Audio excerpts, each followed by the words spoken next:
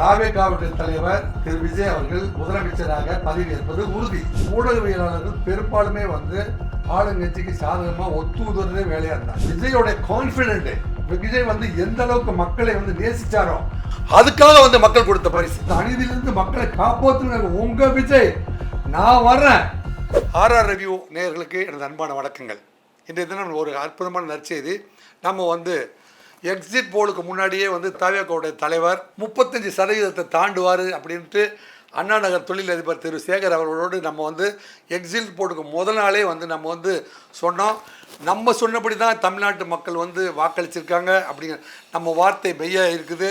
அதே சமயத்தில் என்னுடைய சீனியர் காவல்துறை இயக்குனர் திரு ரவி அவர்களும் நானும் ஊடகத்தில் சொல்லியிருந்தோம், தமிழக வெற்றி கழகம் மாபெரும் வெற்றியை பெறும். தமிழக வெற்றி கழகத்துடைய தலைவர் மரியாதைக்குரிய விஜய் அவர்கள் தமிழக முதல்வராவது உறுதி அப்படிங்கிறத எக்ஸிட் போலுக்கு முன்னாடியே சொன்ன ரெண்டு பேர் தான். அதில் நான் ஒன்று, இன்னொன்று ஐஜிபி ரவி. எனவே நாங்கள் சொன்னது தான் தமிழக மக்கள் செஞ்சுருக்காங்க. அப்படின்னா நாங்கள் தமிழக மக்களை நல்லா புரிஞ்சுருக்கிறோம் அப்படிங்கிறதுக்கு இது ஒரு மிகப்பெரிய சான்று அப்படின்ட்டு ஆர்ஆர் ரிவ்யூஸ் எப்போவுமே உண்மையை உறக்க சொல்லும், உலகினை விழிக்க செய்யும். வணக்கம் சார்.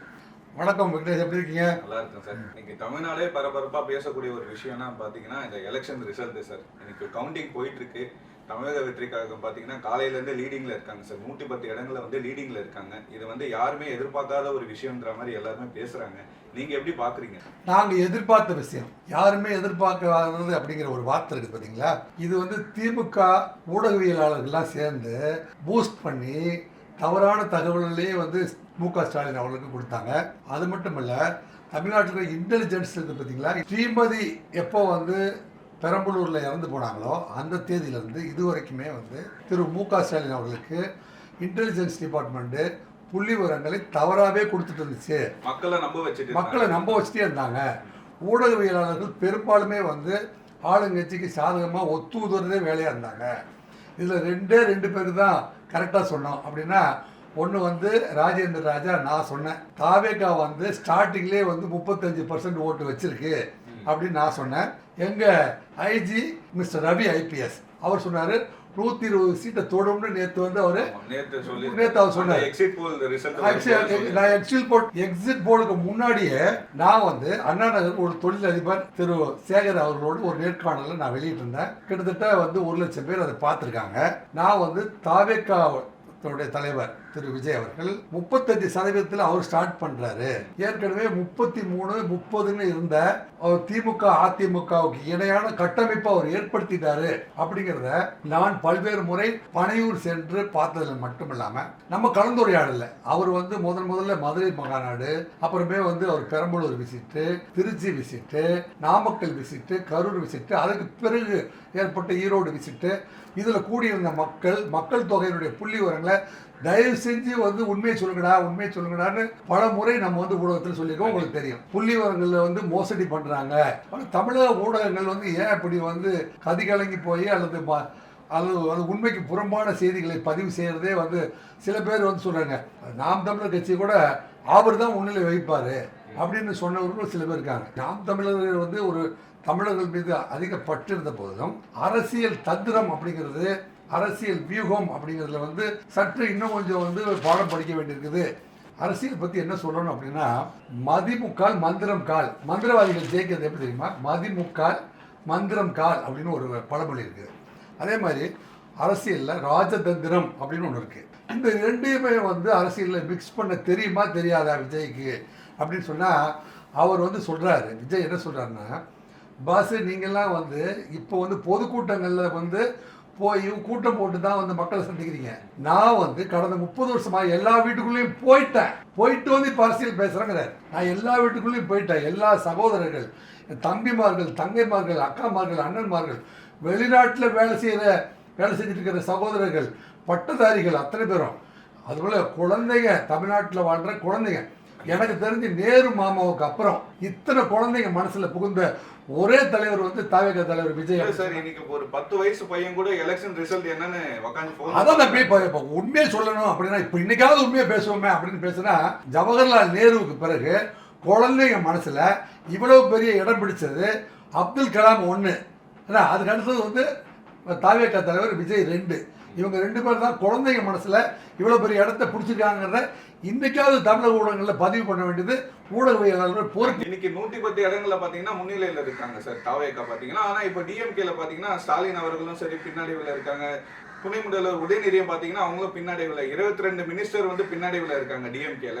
ஆனா 110 இடங்கள்ல யாருன்னே அடையாளம் தெரியாத ஆட்களை வந்து நிக்க வச்சு 110 இடங்கள்ல முன்னிலையில இருக்காங்க சார் தாவேகா. தமிழக முன்னாள் முதல்வர் திரு மு.க. ஸ்டாலின் அவர்கிட்ட தைரியமா எலெக்ஷனுக்கு முன்னாடி தயவு செஞ்சு இந்த லஞ்சம் வாங்குறவன், ஏற்கனவே வந்து கேஸ் வச்சிருக்கிறவன், கேஸில் வந்து கோர்ட்டை ஏமாற்றி வந்தவன், மன்னிப்பு வாங்கிட்டு வந்தவன், கேஸை பெண்டிங்கில் வச்சு தள்ளி போட்டுகிட்டே போகிறவன், இவர்களுக்கெல்லாம் வந்து அவர் சீட்டு கொடுத்தா நீங்கள் ஓட்டு போடாதீங்க அப்படின்னு ஆர்ஆர் ரிவ்யூஸ் வந்து பகிரங்கமாக வந்து வேண்டுகோள் விடுத்திருக்கேன். நிறைய பேர் வந்து எப்படிங்க இப்படி ஒரு வேண்டுகோள், நாங்களாம் வந்து காவல்துறையில் இருந்ததுனால பயப்படாமல் உண்மையை வந்து உறக்க சொல்வோம், உண்மையை உறக்க சொல்வோம், உலகினை விளக்க செய்வோம் அப்படிங்கிறது தான் ஆர்ஆர் ரிவ்யூஸுடைய தத்துவம். அந்த அடிப்படையில் உண்மை வந்து உலக மக்கள் புரிஞ்சுக்கணும் அப்படிங்கிறதுக்காக நீங்கள் இப்போ சொல்கிறீங்க 110 இடத்துல லீடிங்கில் இருக்காரு. இதை வந்து எக்ஸிட் போலுக்கு முன்னாடி சொன்ன ஊடகம்னா ஆர்ஆர் ரிவ்யூஸ். நாங்கள் வந்து நானும் தொழிலதிபர் சேகரும் உட்காந்து பேசும்போது அவர் வந்து திமுகவிலிருந்து 10%, 33, 30, அதில் அங்கேருந்து 10 இங்கேருந்து 10 எடுத்துட்டு இவர் ஏற்கனவே வச்சிருந்த 25க்கு அவர் கூட வச்சு 38 தொடங்குறாரு அப்படின்னு நானும் ஊடகவியலாளர் மணியும் வந்து திருப்பி சொல்லிட்டு இருந்தோம். அதுதான் இப்போ உண்மையாச்சு. எங்கள் ஐஜிபி மிஸ்டர் ரவி அவர் சொன்னார், நான் வந்து முன்னாள் காவல்துறை அதிகாரிகளை வச்சு தமிழ்நாடு முழுவதும் சர்வே பண்ணேன், அதில் வந்து 120 சீட்டு விஜய் வந்துடுவார் அப்படிங்கிறது 99% வந்து உண்மையான சர்வே. காவல்துறை சேர்ந்தவங்க எப்பவுமே உண்மை. இப்போ நான் வந்திருக்கேன், அண்ணாமலை வந்திருக்காரு, ஐஜி ரவி வந்திருக்காரு. நாங்கள்லாம் காவல்துறையிலிருந்தும் அரசியலுக்கு வர்றோம் அப்படின்னா நெஞ்சு பொறுக்குதில்லை. நிலைகட்ட ஆட்சியாளர்களின் நிலைதன்மை நினைக்கையில் எங்கள் நெஞ்சு பொறுக்கவில்லை அப்படிங்கிறதுனால தான் நாங்களாம் வந்து விஜயை ஆதரித்து விஜய்க்கு ஒன்ற உண்மையான புள்ளி வரும், இதுதான் அரசியல் மாற்றம் நிகழப்போகுது அப்படிங்கிறத வந்து சத்தியம் பண்ணி நாங்கள் சொல்லியிருந்தோம். அதுதான் உண்மையாக இருந்துச்சு. இப்போ தமிழகத்தில் பார்த்தீங்கன்னா முன்னாள் முதல்வர் ஸ்டாலினே வந்து பின்தங்கி இருக்கிறார். யார்கிட்ட பின்தங்கி இருக்கிறார் அப்படின்னு பார்த்தீங்கன்னா பிஎஸ் பாபு கிட்ட பின்தங்கி இருக்கிறார். பிஎஸ் பாபு ஒரு காலத்தில் அவங்கக்கிட்ட திமுகவில் உங்கள் கட்சியுடைய வளர்ச்சிக்காக அரும்பாடுபட்டவர், அவரை வந்து உதாசீனப்படுத்துறீங்க. அது மாதிரி திமுகவில் அரும்பாடுபட்டவர்கள் அத்தனை பேர்த்தையுமே உதாசீனப்படுத்திட்டு எதிர்கட்சியிலேருந்து வந்தால் தான் வந்து அவங்களுக்கு சீட்டு கொடுப்பேன் அப்படின்னு சொன்னீங்களே, இதெல்லாம் வந்து எது செஞ்சாலும் மக்கள் வந்து ஒத்துக்குவாங்க அப்படின்னு வந்து தப்பு கணக்கு போட்டுச்சா இல்லையா திமுக? இப்போ அதுக்கான தண்டனை அனுபவிச்சு தான் ஆகணும். அரசியலில் கூட தப்பு கணக்கு போட்டால் கணக்கு வாத்தியார்கள் வந்து ஃபெயில்னு சொல்லித்தான். கணக்கு வாத்தியார் யார் அப்படின்னா மக்கள் தான் கணக்கு வாத்தியார். மக்கள் வந்து மேத்தமேட்டிக்ஸ் டீச்சராக இருந்து இவர் மேலே ஊழல் அண்ணா யூனிவர்சிட்டியில் வந்து என்ஜினியர்ஸை வந்து அப்பாயின்ட் பண்ணும்போது 25 to 35 லட்சம் ரூபாய் பணம் வாங்கிட்டு தான் பட்டதாரிகளுக்கு வேலைக்கே போக முடியும். தமிழ்நாட்டில் வந்து படித்து பட்டதாரியான வேலைக்கு போக முடியாது. இவங்ககிட்டலாம் போய் 25 to 35 லட்சம் ரூபாய் அழுதா தான் அது சம்பந்தமாக வந்து சிபிஐயே கண்டுபிடிச்சாலும் சரி, இன்டர்போலே கண்டுபிடிச்சாலும் சரி, ரிப்போர்ட் அனுப்பினாலும் சரி, இங்க வந்து VNDC எனக்கு தெரிஞ்ச அதிகாரியை போட்டு கேஸே பதிவு பண்ணாம பாத்துக்குவோம். இதெல்லாம் வந்து ஓப்பனாவே வந்து நடந்த அலிகேஷன்ஸ். இவ்வளவு விஷயங்கள் பாக்குறேன். இப்போ திமுகவில் வந்து இத்தனை மெம்பர்ஷிப் இருக்காங்களப்பா, ஏன் இந்த பழசையே கட்டிட்டு அழுவுறீங்கன்னு திருமாவளவன் எத்தனை சொன்னாரு. கட்டமைப்பு சரியில்லை, நெஞ்சு வலிக்குது, உண்மையான வந்து பணியாளருக்கு வந்து உரிய மரியாதை கொடுக்கப்படல, இருந்தாலும் வந்து ஸ்டாலின் வந்து அப்பப்போ கூப்பிட்டு ஜூஸ் கொடுக்குறாரு, அந்த நட்பை மறக்க முடியல, பழைய காதலை மறக்க முடியல. அதனால இது காதலுக்காக தனிப்பட்ட நபர் மேல் இருக்கிற அன்புக்கானது அல்ல அரசியல், இது மக்களுக்கானதுங்கிறத திருமாவளவன் புரிஞ்சுக்கணும். இந்த அரசியல் மக்களுக்கானது. நீங்கள் வந்து தேடலும் பிடிக்க வார்த்தை கூடி அவங்க கூடவே படுத்திருக்கிறவனாக இருந்தாலும் சரி, அரசியல் அதிகாரம் அனைவருக்கும். அவர் சொன்ன 3 மந்திரம்ங்க, யாதும் ஊரே யாவரும் கேளு, பிறப்போக்கும் எல்லா உயிர்க்கும், ஒன்று எங்கள் ஜாதியே, ஒன்று எங்கள் நிதியே, உலக மக்கள் யாவரும் ஒருவர்பட்ட மக்களே. அப்புறமே வந்து பார்த்தீங்கன்னா அரசியல் அதிகாரம் அனைவருக்குமானது. இந்த 4 வார்த்தையை வந்து திமுக ஏற்கனவே சொல்லிட்டு கடைப்பிடிக்காமல் இருந்தது. உங்ககிட்ட இந்த கருத்தை வந்து புதுமைப்படுத்தி, நான் திருவள்ளுவர் சொன்னாரியா, பிறப்போக்கும் எல்லா உயிர்க்கும், அரசியல் அதிகாரம் அனைவருக்குமானது, இதுதான் வந்து கான்ஸ்டியூஷன் ஆஃப் இந்தியாவில் சட்டத்தின் முன்பு அனைவருக்கும் சமம், ஓட்டு வந்து அனைவருக்கும் சம உரிமை கொடுத்தது. இவங்க என்ன செஞ்சாங்க, ஓட்டை வந்து 5000 ரூபா கொடுத்து வாங்கிட்டு 7000 ரூபா, கோயம்புத்தூர் ரேட் வந்து 7000 ரூபாயா, 7000 ரூபாய் 6000 ரூபா மூக்குத்தி மிக்சி ஃப்ரிட்ஜு இதெல்லாம் கொடுத்ததுக்கு அப்புறம் மக்களை ஏமாத்திட்டு நாங்களாம் வந்து மன்னர்களா என்னங்க குறுநில மன்னர்களா வளம் வருவோம், ஜனநாயகத்தை குழி தோண்டி புதைப்போம், கேட்டால் வந்து மோடி வந்துடுவார், தாமரை வந்துடும், அல்லது வந்து பாஜக உள்ள வந்துடும், ஹிந்தி உள்ள வந்துடும். இந்த நாடகம்லாம் எத்தனை மக்களை நீங்க நேசிச்சீங்க அப்படிங்கிறதுக்கு மக்கள் கொடுத்துருக்க தீர்ப்பு தான் இது. ஆனா விஜய் அவர்கள் வந்து ரொம்ப கான்பிடென்டா இருந்தாரு சார். மக்கள் கூட தான் கூட்டணி, 2 பேருக்குள்ளதான் போட்டி, ஒன்னு டிவிகே இல்ல டிஎம்கே, இவங்களுக்குள்ளதான் போட்டின்ற மாதிரி சொன்னாரு. ஆனா இப்ப 2வது இடத்துல பாத்தீங்கன்னா ஏடிஎம்கே இருக்காங்க சார், டிஎம்கே 3வது இடத்துல இருக்காங்க இல்லையா இந்த கவுண்டிங்ல. இப்போ வந்து விஜய் சொன்ன விஷயத்துல நீங்க வந்து கவனமா கேட்க வேண்டியது. விஜய் சொன்னாரு அப்படின்னு எல்லாருக்கும் தெரியும். விஜய் எப்படி நம்ம சொல்றாரு, அது சொல்றாரு ஜெயலலிதா கிட்ட இருந்து எடுக்கிறாரு. அது என்னங்க முன்னாள் முதல்வர் திரு செல்வி ஜெயலலிதா கிட்ட இருந்து எடுக்கிறாரு. ஒன்று வந்து 2 பேருக்கு தான் போட்டி அப்படி ஒண்ணு அப்படின்னு யாரு சொல்றாரு, அவர் சொல்லல. ஒண்ணு அப்படின்னா மக்கள் சொல்றாங்க திமுக, 2 அப்படின்னா மக்கள் சொன்னாங்க தாவேகா. மக்கள் வாயால அதை சொல்ல வச்சாரு. இதை வந்து மக்களால் நான் மக்களுக்காகவே நான் அப்படின்னு செல்வி ஜெயலலிதா வந்து மக்கள் வாயிலிருந்து என்ன குரல் ஏன்னா அவங்க மனசுல வந்து ஆளை பதிந்தார். இப்ப நம்ம தேர்தல் அன்னைக்கு வருவோம். தேர்தல் அன்னைக்கு நான் வந்து அண்ணா நகர் பகுதியில் வில்லிவாக்கம் அம்பத்தூர் தொகுதியில் நான் போய் நின்றுட்டு இருக்கும்போது மக்கள் எடுத்த சர்வே அவங்களுக்கெல்லாம் நன்றி சொல்கிறேன், கோடான கோடி நன்றி. தாவேக்காவுக்காக ஒருத்தர் என்ன சொல்லிருக்காரு, சார் நான் குவைத்திலேருந்து 36,000 ஃப்ளைட் போட்டு வந்தேன் சார், நான் மலேசியாவிலேருந்து 40,000 ஃப்ளைட் போட்டு வந்தேன் சார், எங்கள் வீட்டில் எப்போவுமே வந்து நான் வெளியூரில் வேலை பார்க்கறதுனால ஓட்டு போட வர மாட்டாங்க சார், அதனால் நான் வந்து எங்கள் பாட்டி எங்கள் மாமா என் தங்கச்சி எல்லாரையும் கூப்பிட்டு வந்து 6 ஓட்டு 12 ஓட்டு அப்படியே வந்து தாவேக்காவுக்கு தான் சார் போட்டேன். நம்ம நாடு இனிமேலாவது நல்லா இருக்கணும் சார். குழந்தைங்க ஸ்கூலில் படிக்கிற குழந்தைங்க இவங்க மனசுலாம் போய் விஜய் வந்து வீடு வீடாக பூந்து மக்கள் மனசு கொள்ளையடிச்சிட்டாரு. பெண்கள் மத்தியில் நீங்கள் பூத்துக்குள்ளே போய் பெண்கள் வந்து காலையில் 6:30 மணிக்கே வந்து நான் பூத்து ஏஜெண்டாக நான் உட்காரேன் விஜய் அண்ணாவுக்காக அப்படின்னு பெண்கள் வந்து உட்காந்துட்டாங்க. பூத்து ஏஜென்ட்டுகளாக வந்து கல்லூரியில் படிக்கிற பெண்கள், மருத்துவக் கல்லூரி மாணவன் என் கூட வந்து இருந்தவர் ஒருத்தர் வந்து யூஜி முடிச்சுட்டேன் சார், நான் எம்பிபிஎஸ் முடிச்சிட்டேன் சார், எம்டி நீட் தேர்வுக்கு தயார் பண்ணிட்டு இருக்கேன் சார், இருந்தாலும் விஜயா நான் ஜெயிச்சுருக்கேன் சார், நான் நீட் தேர்வு அப்புறம் எழுதிக்கிறேன் சார் வந்திருந்தான். வந்து என்ன சொல்கிறா, நாங்கள் வந்து அங்கே உட்காந்துருக்கும் போது தாவேக்கா பூத்து ஏஜென்ட் இருக்காங்க பார்த்தீங்களா, அவங்கக்கிட்ட வந்து சார் நீங்கள் வந்து சார் உங்களுக்கு நான் ஏதோ ஹெல்ப் பண்ண நீங்கள் எதுவும் ஹெல்ப் பண்ண வேணாம் சார், நீங்கள் தாவேக்கா பூத்து ஏஜெண்டாக இருக்கிறதுனால நாங்கள் கூல்ட்ரிங்க்ஸ் வாங்கிட்டு வந்து கொடுக்குறோம், நாங்கள் பிஸ்கட் வாங்கிட்டு வந்து கொடுக்குறோம், நாங்கள் வாட்டர் பாட்டில் வாங்கிட்டு கொடுக்குறோன்னு தாவேக்காவுடைய பூத் ஏஜென்ட்டுடைய ஏரியாவில் வாட்டர் பாட்டிலும் பிஸ்கட் பாக்கெட்டும் கூல்ட்ரிங்க்ஸும் அது மாம்பழ ஜூஸும் வந்து குமிந்து விட்டது. அவ்வளவு இளைஞர்கள் வந்து தன்னார்வமாய் வந்து வேலை செய்தார்கள். அது வந்து திமுகவுக்கு எப்படி சொன்னாலும் வந்து திரு மு க ஸ்டாலின் அவர்களுடைய செவிகளுக்கு அவர்கிட்ட ஒரு பெரிய இருமைனா he keeps a long distance from the people. அவரை இறுதிக்கட்ட இப்போ இதில் சொன்னார், சகோதரர்கள் அண்ணன்மார்களே தம்பிமார்களே தாய்மார்களே அக்காமார்களே, நான் வந்து இறுதியாக உங்களை தான் நம்புகிறேன். தீய சக்தி திமுகவுக்கும் மரியாதைக்குரிய திரு ஸ்டாலின் அவர்களுக்கும் இந்த விஜய்க்கு தான் போட்டி. நீங்கள் வந்து அந்த ஊழல்வாதிகளுக்கு தலைமை தாங்குகிற அந்த ஸ்டாலின் வேணுமா, இல்லை தூய்மையான அரசியல் நடத்த வந்திருக்கிற உங்கள் வீட்டு பிள்ளை விஜய் வேணுமா அப்படிங்கிறத நீங்களே முடிவு பண்ணிக்கன்ட்டு ஒரு பெரிய கும்பிட மனசார போட்டாரு. கான்ஃபிடென்டா இருங்க, வெற்றி நமதே, வெற்றி நிச்சயம் அப்படின்னு சொன்ன ஒவ்வொரு வார்த்தையிலுமே கான்ஃபிடென்டா இருங்க சொன்னது மட்டும் இல்லாமல், அதாவது பைபிளில் ஒரு வசனம் இருக்குது, முதலாவதாக தேவனுடைய ராஜ்யத்தையும் அவருக்கு நீதியையும் தேடுங்கள், அப்போது இவைகள் எல்லாம் உங்களுக்கு கூட கொடுக்கப்படும் அப்படின்னு பைபிளில் ஒரு வேதவசனம் இருக்குது. அந்த வேதவசனத்தை அடிப்படையில் விஜய் வந்து இந்த மக்களை எவ்வளவு தூரம் நம்பினாரோ அந்த அளவுக்கு மக்கள் வந்து இன்னைக்கு அவரை வந்து முதலமைச்சராக ஆக்கி அழகு பார்த்துட்டாங்க. பாருங்க, பெரிய அரசியல்வாதிகள்லாம் வந்து பேசும்போது என்ன சொல்றாங்கன்னா, விஜய் வந்து 4 வருஷம் படிக்கிட்டான் 8 அவர் சொல்றாரு, நான் ஏற்கனவே வந்து 30 வருஷம் படிச்சுட்டேன், மக்கள் மனசை படிச்சுட்டேன், ஏற்கனவே வந்து தமிழ்நாட்டில் வந்து யாரெல்லாம் வந்து கவர்மெண்ட் ஸ்கூலில் முதல் மார்க் வாங்குறாங்களோ அவங்களெல்லாம் கூட்டிட்டு வந்து அவங்களுக்கு வந்து ஸ்கூல் ஃபீஸ் கொடுத்து அனுப்புகிறேன், அவங்க காலேஜ் ஃபீஸ் அனுப்புகிறேன், வெட்டுப்பட்டான திருநெல்வேலியில் அவனை கூப்பிட்டு வந்து மேலே வந்து கட்டி பிடிச்சிருக்கிறேன், அவன் மேலே நான் உண்மையாக அன்பு செலுத்திருக்கிறேன்.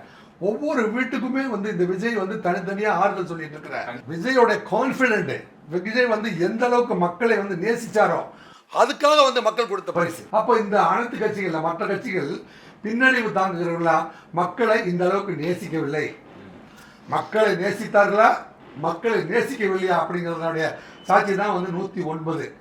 இன்னைக்கு வந்து 109, 118க்கு இன்னும் வந்து 9 சீட். அந்த மாதிரியும் சொல்றாங்க சார். கூட்டணி ஆட்சி தான் அமைக்க முடியும். அது எப்படி கூட்டணி ஆட்சி சொல்றாங்களா? சரி, கூட்டணி ஆட்சி 110 தான் லீடிங்ல இருக்காரு. இன்னும் 8 சீட் இருந்தா தான் அவரால் ஆட்சி அமைக்க முடியும்ன்ற மாதிரி எல்லாம் சொல்றாங்க இல்லையா? ஆட்சி அமைக்க முடியும். கண்டிப்பா இப்ப ஆட்சி அமைக்க போறாரு. அதிசயம் நிகழ போகுது. இன்னைக்கு வந்து நம்ம பாதி தூரத்துல 1 மணிக்கே பேச ஆரம்பிச்சிட்டோம். தாவேகாவுடைய தலைவர் திரு விஜய் அவர்கள் முதலமைச்சராக பதவியேற்பது உறுதி. எப்படின்னா 109 அல்லது 110, நமக்கு தேவையானது 8 சீட் இருக்குது. 8 சீட் தான் தேவைப்படுது. இப்போ காங்கிரஸ் கிட்ட இருந்து 6 சீட் இருக்குது. சிபிஎம் வந்து அரிவாள் சுத்தி இவங்க கிட்ட 3 சீட். இவங்க ரெண்டுமே வந்து தேசிய கட்சிகள். தேசிய கட்சிகள் வந்து ஒரு அரசியல் காரணத்துக்காக ஒரு கூட்டணி வந்துச்ச ஒழிய ஆட்சி அதிகாரத்தில் பங்கு அல்லது ஆட்சியிலே வந்து இணைப்பு அப்படிலாம் வந்து திமுகவும் அதிமுகவும் ஒருபோதும் கூட்டணி அமைத்ததில்லை. எனவே வந்து அவங்க சின்னத்தில் அவங்க ஜெயிச்சதுக்கப்புறம் அவங்க வந்து ஒரு ஆட்சி அமைக்க வேண்டிய சூழ்நிலை ஏற்படுகிற பொழுது இப்போ புதுசாக எந்த வந்து பெரும்பான்மை பெற்றிருக்கிற கட்சியான தாவேகாவுக்கு ஆதரவு கொடுக்கும் பட்சத்தில் தாவேகாவுடைய தலைவர் விஜயுடைய தாரக மந்திரமே என்ன அப்படின்னா ஆட்சியிலும் பங்கு அதிகாரத்திலும் பங்கு. இதை வந்து காங்கிரஸ் வந்து தலையால் அடிச்சுட்டு கத்திட்டு இருந்தது என்னன்னா ஆட்சி அதிகாரத்தில் பங்கு. சிபிஎம் கூட வந்து நீண்ட நெடுங்காலமாக வந்து அவங்க கேட்டுட்டு இருக்கிறது ஆட்சி அதிகாரத்தில் பங்கு.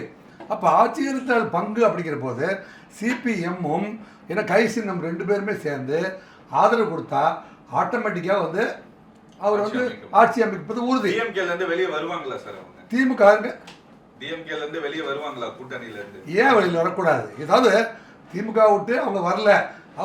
இப்போ அந்த கேள்வி யாரை தெரியுமா கேட்கணும்? நீங்கள் விடுதலை சிறுத்தை கட்சியினுடைய தலைவர் திருமாவளவன் அவர்கள் ரொம்ப பாசத்துக்கு அடிமையானவர். கொள்கையை மீறி பாசத்துக்கு அடிமையாக போனதுனால இவ்வளோ பெரிய தோல்வியை வந்து அவர் கொள்கை உங்களை வந்து கடைசி வரைக்கும் ஒருத்தர் அடிமையாக வச்சுக்குவேன். இல்லைங்க, நீங்கள் வந்து 14 சீட்டுக்கு தகுதியானவர்கள். தமிழ்நாட்டிலே வந்து அதிகப்படியான மக்கள் தொகை கொண்டவர்கள் நீங்கள் தான். 14 சீட்டுக்கு தகுதியானவர்கள். உங்களுக்கு 6 சீட் தான் கொடுப்பேன், அதிகாரமும் கொடுக்க மாட்டேன்னா ஸ்டாலின் எனக்கு பர்சனலாக தெரிஞ்சவர், அதுக்காக நான் கூட்டணி இருக்கேன்னு சொன்னேன். எந்த விதத்தில் தர்மம்? அப்போ அவர் வந்து கண்டிப்பாக இப்போ கூட வெளியில் வரமாட்டார். அதனால தான் நான் வந்து விடுதலை சிறுத்தைகள் கட்சியை சொல்ல தயங்குகிறேன். இல்ல சார், இது சாதாரண விஷயம் இல்லையா சார்? முதல் தேர்தலே பாத்தீங்கன்னா 110 இடங்கள்ல வந்து முன்னிலையில இருக்காங்க. இப்ப வின் பண்ண மக்களை நேசித்தார். இது சாதாரண விஷயம் இல்ல. விஜய் வந்து மக்களை நேசித்தார். அவர்கள் நேசிக்கவில்லை, மக்கள் அவரை நேசித்தார். அண்ணனும் நோக்கினார், அவளும் நோக்கினார். அவ்வளவுதான் ஒழிய விஜயுடைய மக்கள் மீதான பாசம் உண்மையானது, நேர்மையானது, நியாயமானது. அதாவது விஜய் வந்து இந்த அன்புக்கெல்லாம் வந்து விஜய் வந்து எப்படி தான் நன்றி கடன் செலுத்த போறான்னு தெரியல. ஒவ்வொரு குழந்தையும் 8ஆம் கிளாஸ் படிக்கிறவன், 9ஆம் கிளாஸ் படிக்கிறவன், 3ஆம் கிளாஸ் படிக்கிறவன் அடம் பிடிச்சி அங்கிள் நான் வந்து ஓட்டு போடும்போது நான் வருவேன். இது ஒரு மிகப்பெரிய அரசியல் புரட்சி. ஓட்டு போட வரும்போது அப்பா ஆண்டி நானும் வருவேன். வந்துட்டு கடையில் நின்றுட்டு விஜயன்ட்டுக்கு தானே போட்டிங்க, இல்லைன்னா நான் 2 நாளைக்கு சாப்பிட மாட்டேன் அப்படின்னு சொல்லி அப்போ எதிர்கால அரசியல் இன்னைக்கு இல்லை. விஜய் வந்து 30 இன்னைக்கு நான் சினிமா விட்டுட்டு வந்துட்டா 30 ஆண்டுகள் உங்களோட தான் வாழ போறேன்னு சத்தியம் பண்ணியிருக்காரு. இவர் தப்பிச்சு ஓடினாலும் முடியாது, மக்கள் அன்புக்குள்ள பிணைஞ்சிட்டாரு. பிணைஞ்சதுக்கு அப்புறம் எம்ஜிஆர் கிடையாலாம் வர முடியும். ஒரு தம்பி வந்து எம்ஜிஆர் வந்து தம்பி நான் 20 ஆண்டுகள் அரசியல் பண்ணினேன். எம்ஜிஆர் வந்த போது கல்வி அறிவு குறைவானவர்கள் அதிகம். இப்போ வந்து இப்போ விஜய் வரும்போது கல்வி அறிவு அதிகம். அரசியல் அதிகாரம் எங்களுக்கு கொடுக்கப்படுவதில்லை என்பது சட்ட ரீதியாக தவறு என்று உணர்ந்த இளைஞர்கள் பட்டாளம். இவங்க வந்து ஏற்படுவது மிகப்பெரிய அரசியல் புரட்சி. இந்த புரட்சி நம்பிக்கை வச்சிருக்காங்க. விஜய் வந்து 80 வயசு 90 வயசு ஆகிற வரைக்கும் இப்போ 3ஆம் கிளாஸ் படிக்கிறவங்கலேருந்து பிஏ படிக்கிறான் அல்லது எம்பிபிஎஸ் படிக்கிறான், இவங்க எல்லாருமே வந்து அவனுக்கு 60 வயசு வர வரைக்கும் விஜய் விட போகிறது இல்லை. ஆக மற்ற பழைய கூடாரம்லாம் வந்து தயவு செஞ்சு காலி பண்ணிட்டு சொந்த தொழில் செய்ய ஆரம்பிச்சிருக்கேன். எம்எஸ்எம்இல ஏதாவது லோன் வாங்குற அவசியம் உங்களுக்குலாம் இல்லை. திராவிட கட்சிகளுக்கு இதோட வந்து இறுதி வாய்ப்புன்னு நினைக்கிறேன். இறுதி வாய்ப்பு 60-70 வருஷம் இருந்தா போது ரிட்டையர் ஆயிருன்னு அர்த்தம். இப்போ ஒரு மனுஷனுக்கு இப்போ ஒருத்தர் கவர்மெண்ட் சர்வெண்ட்டுக்கு என்ன வேலை கொடுக்குறாங்க? 60 வருஷம். ஸ்டாலினுக்கு என்ன வயசு? 74 வயசு வரைக்கும் நீயே இருந்தா என்ன அர்த்தம்? அரசியலில் மக்கள் வந்து உங்களுக்கு ரிட்டையர்மெண்ட் கொடுத்துட்டாங்க அப்படின்னு அர்த்தம். தயவு செஞ்சு வீட்டுக்கு போயிட்டு நம்ம வந்து துபாயில் மலேசியாவில் சிங்கப்பூர்லாம் எவ்வளோ கம்பெனி நம்ம ஆரம்பிச்சிருக்கோமோ அவையெல்லாம் போய் பார்த்து பொழைச்சிக்கோங்க. ஆனா விஜய் அவர்களை எவ்வளவு விமர்சனம் பண்ணாங்க சார். இப்போ வந்து சாதாரணமா நம்ம பேசுறோம் 110 இடங்கள்ல வந்து இப்போ வின் பண்ணிடுவாருன்னு நம்ம பேசுறோம். ஆனா எவ்வளவு விமர்சனங்கள் அவர் விமர்சனங்களா இவ்வளவு வழிகளையும் தாங்கி உங்களே நம்பி சார் எனக்கு ஏற்படும் அவமானங்கள் வழிகளை தாங்கி அதெல்லாம் தாண்டி உங்களுக்காக வந்து நான் நிற்கிறேன் உங்க விஜய். ஏன்னா உங்கள் நலனுக்காக அரசியல் அதிகாரம் அனைவருக்குமானதுங்கிறதுக்காக அரசியல் இவங்கெல்லாம் வந்து அநீதி மக்களுக்கு அநீதி விளைவிக்கிறார்கள். அந்த அநீதியிலிருந்து மக்களை காப்பாற்றுங்க உங்க விஜய். நான் வர்றேன் உங்க விஜய். தங்கச்சிமார்களே உங்க விஜய் நான் வர்றேன். பாட்டிமார்களே உங்க விஜய் நான் குழந்தைகளே குட்டீஸ்களே நண்பாஸ் நண்பீஸ் நான் வர்றேன் உங்களுக்காகன்னு சொன்னார். அண்ணா யூனிவர்சிட்டியில் சொன்னார் தங்கச்சி அண்ணன் வர்றேன் அதுக்கப்புறம் இதெல்லாம் நடக்காது. No Gnanasekar in the world அப்படி சொன்னாரா இல்லையா? அந்த கடிதத்தை அப்படியே நம்புறாங்க. விஜய் மேல இவ்வளவு நம்பிக்கை வச்சிருக்கனால அவர் மரியாதைக்குரிய விஜயோட அப்பா சந்திரசேகர் சொல்றாரு, NDTVயில் ஒரு பேட்டி கொடுக்குறாரு. அவர் வந்து விஜய் வந்து சமீப காலமாக மக்கள் மேலே அவ்வளோ கான்ஃபிடென்ட், மக்கள் என்னை ஏற்றுக்கிட்டாங்க அப்படின்னு அவர் நம்பினார், மக்களும் அவரை நம்பிட்டாங்க அப்படிங்கிறதுக்கு இது வந்து அரசியல் கட்சி ஆரம்பித்து 2 ஆண்டுகளுக்குள் தமிழக வரலாற்றிலேயே முதன் முறையாக வந்து என்னுடைய மகனை வந்து இத்தனை பேர் நேசித்து இவ்வளோ லீடிங்கில் கொண்டு வந்து நிறுத்தியிருக்காங்க. அதுக்கு தமிழக வாக்காளர்களுக்கு நன்றி அப்படின்னு சந்திரசேகர் அவர்கள் சொன்னதை போல் நானும் வந்து தமிழக வாக்காளர் அத்தனை பேருக்குமே வந்து ஒரு மாற்று அரசியலை முன்னெடுத்திருக்கிற அத்தனை இளைஞர்களுக்கும் வந்து எனது மனமார்ந்த நன்றி நன்றி நன்றி. புதிய ஆட்சி மலரட்டும், மக்களாட்சி தொடரட்டும், தமிழர்கள் வந்து புதிய விடியலை பெறட்டும், படித்த இளைஞர்கள் அத்தனை பேருக்கும் வேலை வாய்ப்புகள் கிடைக்கட்டும், நேர்மை தலைத்தோங்கட்டும், லஞ்சம் வாங்கி கொண்டே வாழ்க்கை நடத்த முடியும் அப்படின்னு நினைக்கிற அரசியல்வாதிகள் அத்தனை பேருக்கும் முடிவுரை எழுதப்படட்டும். இந்த தாசில்தார்கள் விஓக்கள் யாரெல்லாம் வந்து முக ஸ்டாலின் பட்டா கொடுத்தா கொடுன்னு சொன்னது போக கூட டேபிள் கடையில் வச்சுட்டு நீங்களாம் வந்து பட்டா கொடுக்காது ஏமாத்தினீங்களே, அத்தனை பேரும் இனிமேல் ஏமாற்ற முடியாது. தயவுசெய்து மக்களுக்கான சேவையில் தான் இனிமேல் இறங்கி ஆகணும். எனவே மக்கள் வந்து எல்லாருமே வந்து தமிழகத்துக்கு ஒரு புதிய அரசியல் வரப்போகிறது, மறுமலர்ச்சி நிகழப்போகிறது. ஏஐ அப்படிங்கிற ஆர்டிஃபிஷியல் இன்டெலிஜென்ஸு பல்வேறு தொழில்நுட்பங்கள் அடங்கிய மிகப்பெரிய நிறுவனங்களை வந்து நிறுவி அமெரிக்காவை தூக்கி சாப்பிட்ற அளவுக்கு டெக்னாலஜியில் நம்ம தமிழ்நாட்டை மேலே கொண்டு வர்றதுக்கு விஜய் வந்து பல்வேறு திட்டங்களை வச்சுருக்காரு. அந்த திட்டங்கள் எல்லாம் அமையப்போகுது. தமிழ்நாடு அமெரிக்காவுக்கு இடையே வந்து தலை சிறந்து திகழப் போகும் நாள் தொடங்கிருச்சு. எனவே தமிழக வெற்றி கழகத்துக்கு என மனமார்ந்த வாழ்த்துக்கள் அப்படின்னு கூறி மீண்டும் ஒரு அடுத்த சந்தர்ப்பத்தில் சந்திப்போம். அதுவரை உங்களிடமிருந்து விடைபெறுவது உங்கள் அன்பு சகோதரர் ராஜேந்திர ராஜா. நன்றி, வணக்கம்.